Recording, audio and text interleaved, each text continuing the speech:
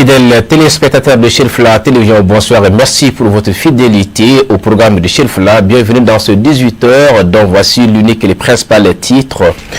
C'est parti pour les travaux du salon de la rentrée universitaire 2025-2026. L'ouverture a eu lieu ce mercredi sous la présidence du ministre de l'Enseignement supérieur et de la Recherche scientifique.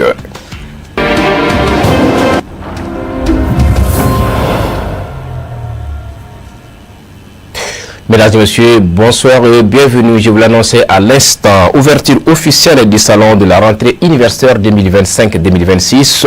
C'était au Centre international de conférence de Bamako. L'événement était placé sous la présidence du ministre de l'Enseignement supérieur et de la Recherche scientifique, avec à ses côtés certains membres du gouvernement. Madi Hawa Kebe pour Chirfla Télévision.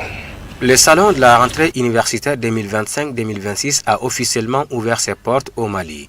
Ces rendez-vous majeurs réunissent chercheurs, enseignants, universitaires ainsi que les établissements supérieurs publics et privés. Objectif, permettre aux nouveaux bacheliers de découvrir les différentes filières, mais également faciliter la transition scolaire pour eux vers des domaines porteurs d'emploi. Nous avons voulu ce salon parce que nous avons constaté que non seulement les élèves du fondamental et du secondaire, ils ont un défi d'orientation. Le choix des filières, parce que les filières sont liées au métier qu'on veut enclencher après la formation. Le salon est en quelque sorte un paravent pour cela, permettre à ce que les apprenants puissent avoir suffisamment d'informations. Plusieurs établissements scolaires et universitaires ont pris part à cet important rendez-vous pour présenter leur domaine d'études, mais aussi leur savoir-faire au public, notamment les nouveaux bacheliers. Nous sommes réellement honorés de participer à ce salon à travers l'Université Toubakoro, Alassane Doucouré, et aussi de l'école de santé Toubakoro, Alassane Doucouré. À notre niveau, nous avons deux filières. Nous avons les filières techniques et nous avons les filières non techniques. À notre niveau, nous cultivons l'excellence. C'est Toubakoro, c'est tout un groupe. Les gens qui nous connaissent déjà, ils savent de quoi nous on est capable. Tout ce que nous faisons, c'est de mettre surtout nos apprenants à l'aise.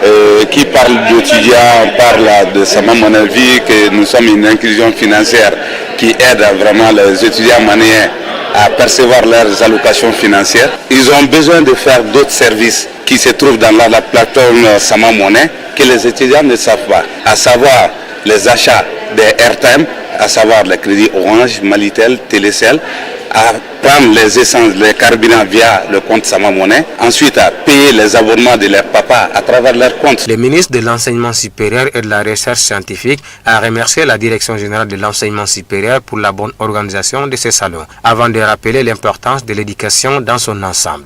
Au nom des plus hautes autorités et à mon nom propre, une profonde gratitude et mes félicitations à Monsieur le Directeur général de l'Enseignement supérieur et de la Recherche scientifique, ainsi qu'à ses collaborateurs, les partenaires institutionnels, ainsi que toutes les bonnes volontés qui, de près ou de loin, ont facilité la tenue de cet événement. L'éducation est le fondement de notre développement économique, social et culturel. Selon lui, ce salon est un véritable carrefour pour les acteurs de l'enseignement supérieur et pour la jeunesse. Il met en lumière les réformes majeures engagées par les plus hautes autorités du Mali avant de lancer un appel à l'endroit des nouveaux étudiants. En tenant compte de cet impératif et avec le soutien indéfectible des plus hautes autorités de notre pays, des réformes profondes ont été entamées depuis quelques années pour moderniser notre système d'enseignement supérieur et de recherche en vue de le rendre plus attractif. Je vous invite donc à en profiter pleinement, à poser des questions pendant les conférences, les panels et dans les stands d'exposition. Le salon de la rentrée universitaire 2025-2026 se poursuivra jusqu'au 26 septembre. La visite des stands par les participants a mis fin à la cérémonie d'ouverture. Autre rentrée solennelle, cette fois-ci, seuls des élus du Conseil communal de la jeunesse et des SAFO sous le thème Jeunesse, culture et entrepreneuriat. C'était le mercredi 24 septembre. L'événement a rassemblé des autorités locales et autres acteurs de la société civile. Khadija Traoré pour le reportage.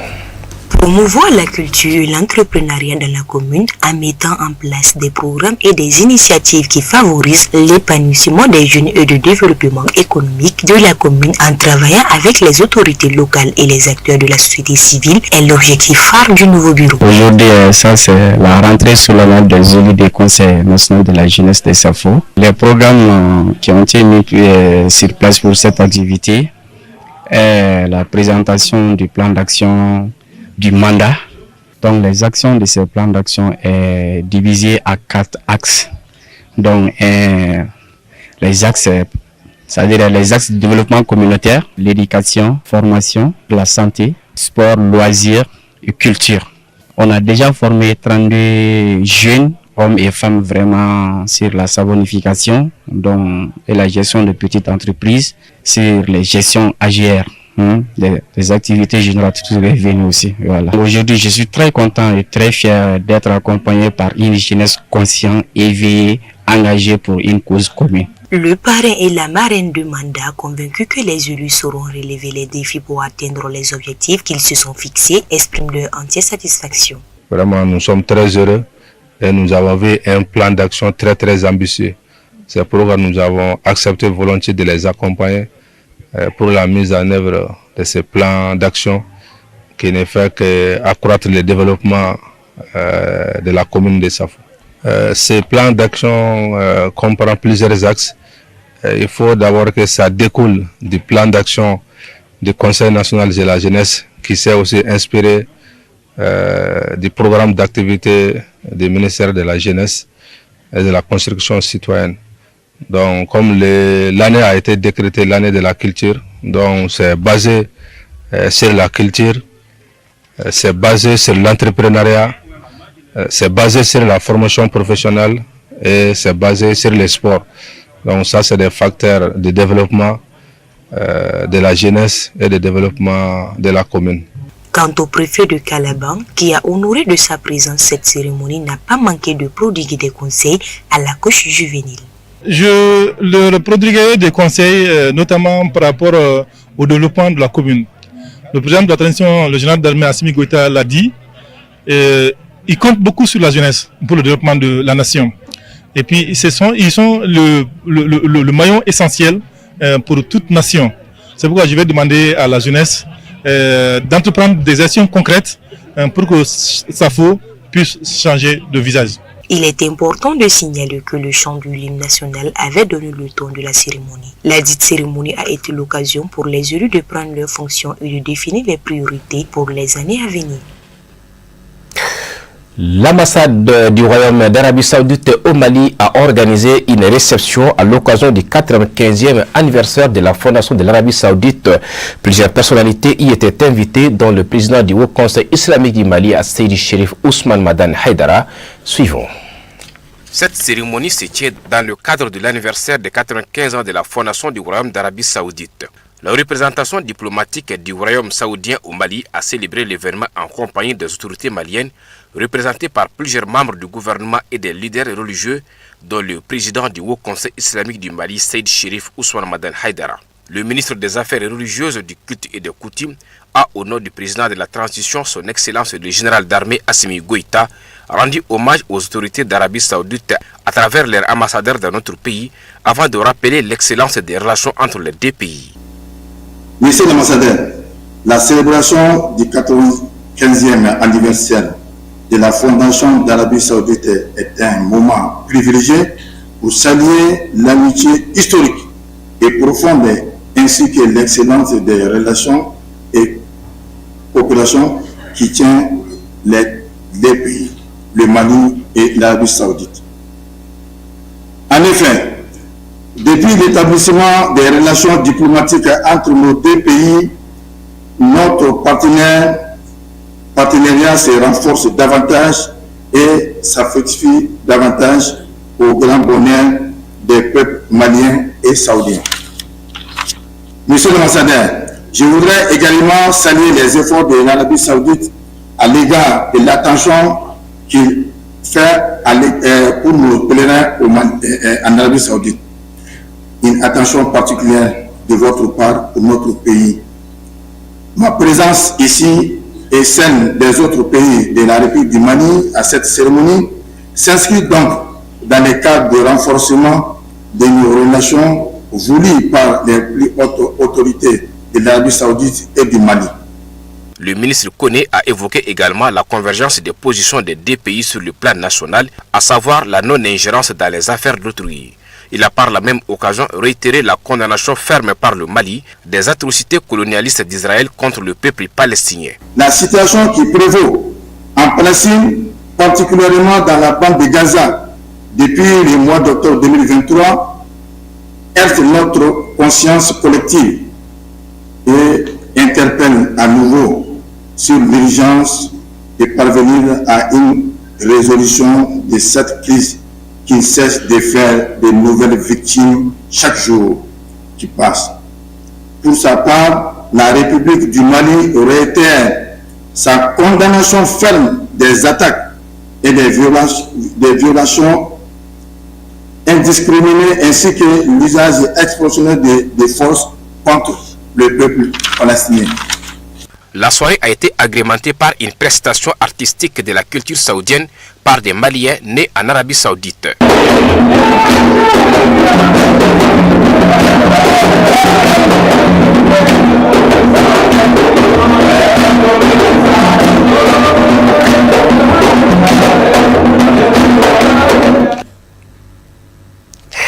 Cérémonie de remise et d'attestation aux apprenants de la phase finale du concours interclasse du Centre islamique de formation et de documentation CIFOD du Centre Fili Dabo Sissoko. C'était en présence de plusieurs invités de marque. Les détails dans ces commentaires signés par Fatmata Kadi. La lecture du Saint-Coran donne le ton aux travaux de cette cérémonie qui couronne ainsi une période d'apprentissage du livre sacré de l'islam. Par la présente, il s'agit donc de remettre des attestations à ceux ayant pris part à cette formation. Venus en nombre suffisant pour la circonstance, les intervenants saluent l'initiative et de surcroît la qualité organisationnelle de la cérémonie. Cette cérémonie a été vraiment à la hauteur. Nous remercions l'ensemble des encadreurs du CIFOD, notamment le bureau du CIFOD, qui ne ménage aucun effort pour le progrès du CIFOD. C'est notamment, nous remercions la marraine de cette cérémonie qui a tout donné pour que cette cérémonie-là soit vraiment à la hauteur. Nous la remercions beaucoup et j'ai été témoin de beaucoup de choses aujourd'hui et qui m'a vraiment fait plaisir, qui m'a vraiment ému. Très ému de cette formation, les apprenants se réjouissent de la persévérance des encadreurs tout en invitant tous à apprendre les livres saints. On a eu, comme vous avez vu, on a eu les associations, on a eu le concours et puis on a vraiment été émerveillés. L'organisation c'était très bien et alhamdulillah, vraiment on remercie tout le monde pour les invités qui sont venus massivement, qui sont venus nous aider à rendre notre fête aussi belle. Et j'invite à ceux qui ne sont pas trop intéressés dans le concours, dans la lecture de Coran, je veux dire, je les invite à venir massivement. Et puis voilà, ici c'est tout ce qu'on veut, quoi. On arrive à lire en un clin d'œil. Et au fur et à mesure, on arrive aussi à comprendre l'islam, les différents thèmes exposés, les baptêmes, les funérailles, tout ceci. Vraiment, je ne peux que remercier l'ensemble de CIFOD pour la belle initiative qui est là. Et c'était émouvant, voyant les auditeurs lire le Coran et qui ont fait un concours exceptionnel qui s'est déroulé entre 8 personnes. Et parmi ces 8 personnes-là, les 3 premiers ont eu des cadeaux distincts. Troisième personne, lors de la cérémonie, a eu 50 000 francs comme cadeau. Et deuxième personne a eu 75 000 francs. Lauréat du concours a eu 100 000 francs avec des cadeaux pour tous les candidats notamment. J'ai été témoin de cela et je n'ai fait que prier pour pour le développement de Sifod, qu'Allah bénisse Sifod et qu'Allah met la baraka dans le Sifod. La cérémonie a été marquée entre autres par des prestations des finalistes, remise d'attestations aux 3 promotions sortantes, des attestations de reconnaissance et des cadeaux. À présent, Safiatou Sidibé nous commentait le reste de l'actualité en images et en bref.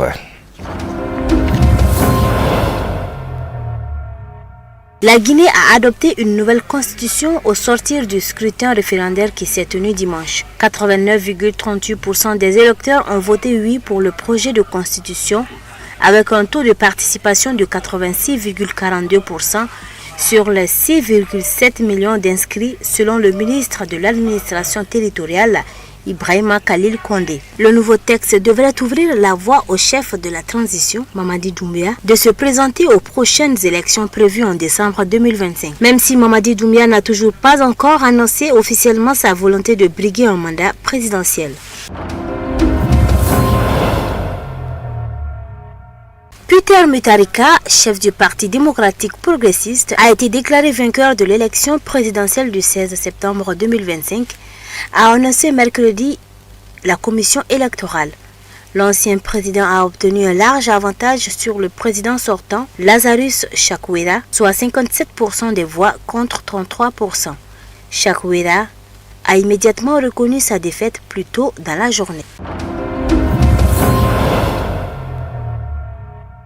Le procès pénal du vice-président suspendu du Sud-Soudan qui a débuté lundi s'est poursuivi mercredi dans la capitale avec la comparution de Riek Machar dans une cage aux côtés de ses co-accusés.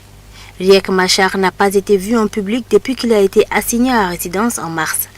Le président Salva Kiir a suspendu Riek Machar de ses fonctions d'adjoint en début du mois après que les autorités judiciaires ont engagé des poursuites pénales pour le rôle présumé de Machar dans l'attaque d'une garnison de troupes gouvernementales au début de l'année. Le Kenya espère finaliser un accord commercial avec les États-Unis d'ici la fin de l'année. Ce serait une première entre Washington et une économie d'Afrique subsaharienne.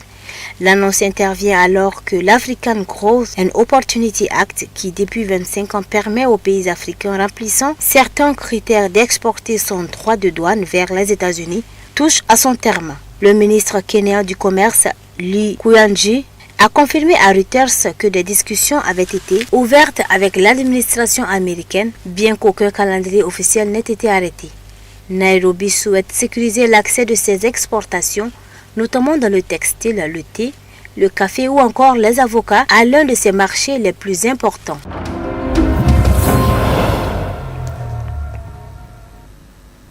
Point final à ces 18h. Merci à vous de l'avoir suivi. Excellente suite de programme sur Chirf la télévision.